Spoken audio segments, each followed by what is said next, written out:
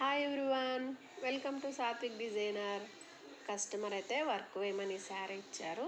శారీ అయితే మంచి బ్లూ కలర్లో వచ్చి గోల్డ్ కలర్ లైన్స్తో ఉంది. ఈ శారీకి కోలం డిజైన్ వేస్తే బాగుంటుంది అనిపించింది అండ్ కస్టమర్ కూడా అదే సెలెక్ట్ చేసుకున్నారు.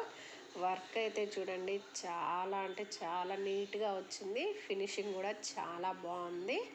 చూడండి, హ్యాండ్స్ దగ్గర చూడండి, ఇక్కడ సింగిల్ లైన్ వేసాను, పైన వచ్చేసి ఫుల్ కోలం వచ్చిందనమాట.